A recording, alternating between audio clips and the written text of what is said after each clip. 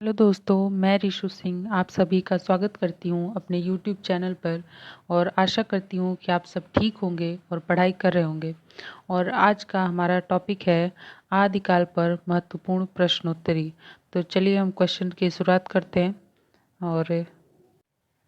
और आपका पहला क्वेश्चन है, खड़ी बोली हिंदी का प्रथम कवि कौन माना जाता है? अमीर खुसरो, नानक, तुलसीदास, गुरु गोविंद सिंह। तो वो है अमीर खुसरो। अमीर खुसरो आदिकालीन कवि हैं। इनकी रचनाओं में विशेषतः पहेलियों और मुकरियों में खड़ी बोली हिंदी का प्रयोग हुआ है।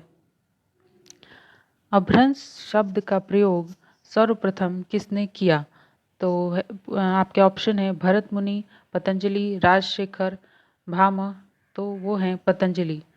पतंजलि स्वयंभू को अभ्रंश का वाल्मीकि और पुष्पदंत को अभ्रंश का भवभूति कहा जाता है। अगले क्वेश्चन पे नेक्स्ट क्वेश्चन पे चलते हैं। भरत मुनि ने अभ्रंश को नाम दिया लोक भाषा, जन भाषा, देश भाषा, अशुद्ध भाषा। तो उन्होंने नाम दिया देश भाषा। जबकि विद्यापति ने अभ्रंश से भिन्न प्रचलित बोलचाल की भाषा को देश भाषा कहा है। जन्म काल की दृष्टि से निम्नलिखित कवियों का सही क्रम बताइए। तो सही क्रम है चंद बरदाई। उनका जन्म काल है 1168 ईस्वी, जगनीक 1173 ईस्वी, अमीर खुसरो 1253 ईस्वी, श्रीधर 14वीं सदी।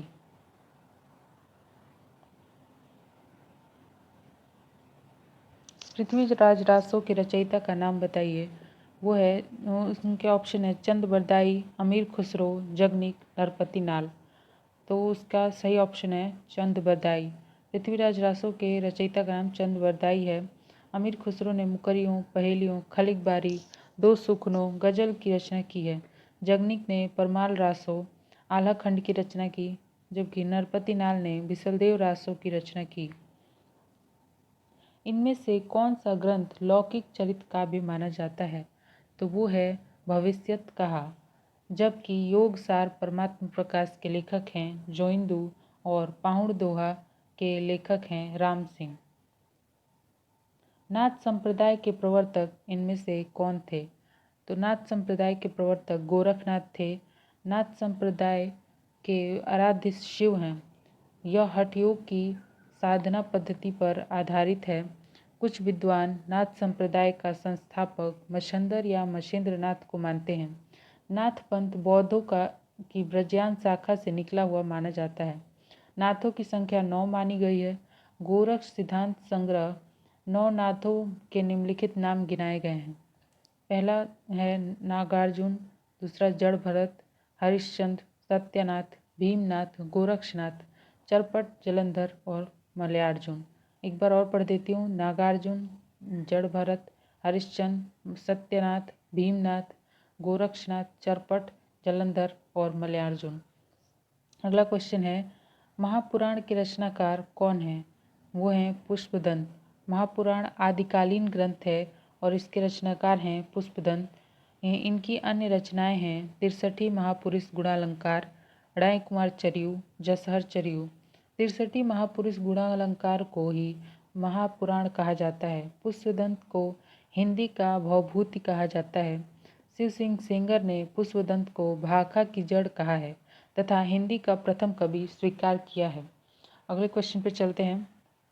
राहुल सांकृत्यायन ने हिंदी का पहला कवि किसे माना है? तो वो हैं सरहप्पा। राहुल सांकृत्यायन ने हम पहला कवि सरहप्पा को माना है और इन्होंने सरहप्पा का समय 769 ईस्वी स्थिर किया है। बच्चन सिंह ने लिखा है सरहप्पा के बारे में कि आक्रोश की भाषा का पहला प्रयोग सरहप्पा में ही दिखाई देता है। सबरप्पा सरहप्पा के शिष्य एवं लुइपा के गुरु थे। आचार्य रामचंद्र शुक्ल चंद बरदाई को हिंदी का प्रथम महाकवि तथा पृथ्वीराज रासो को प्रथम महाकाव्य माना है।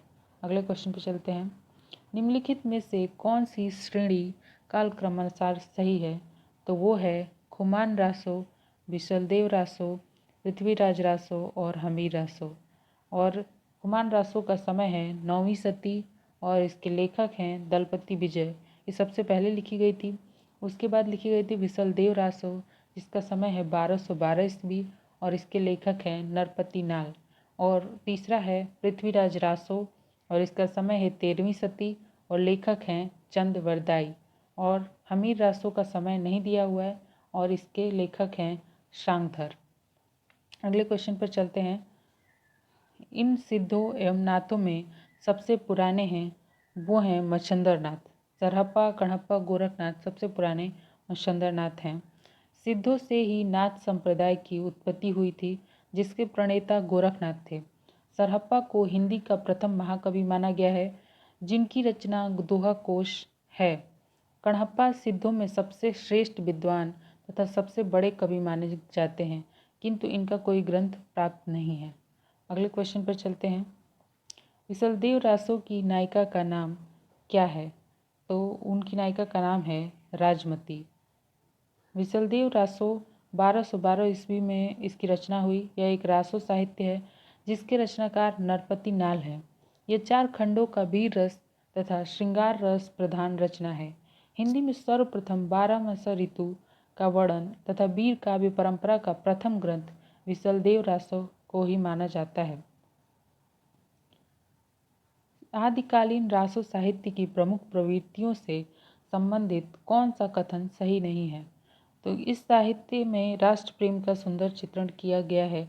ये प्रवृत्ति सही नहीं है, क्योंकि इसमें राष्ट्रीयता तो थी ही नहीं आदिकाल की रचनाओं में, बल्कि युद्धों का सजीव वर्णन इस साहित्य की अनन्यतम विशेषता है।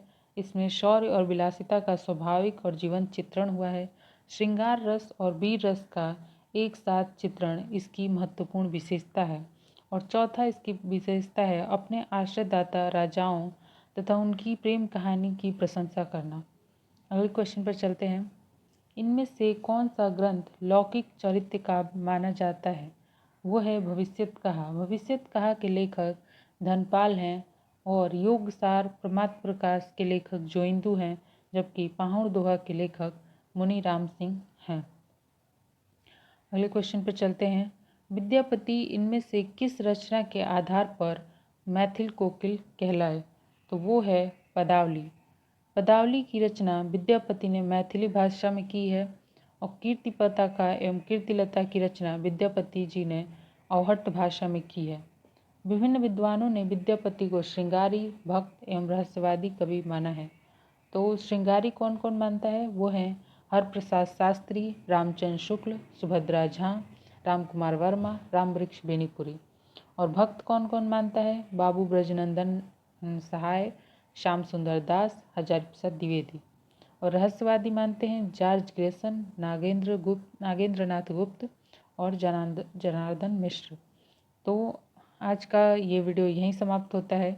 और आपको मेरे क्वेश्चन मतलब प्रश्नोत्तरी कैसी लगी आप मुझे बता सकते हैं कमेंट करके, और जो भी त्रुटि हो वो भी लिख सकते हैं कमेंट में। और कृपया सब्सक्राइब करें अगर आपको मेरा चैनल पसंद आए तो। धन्यवाद।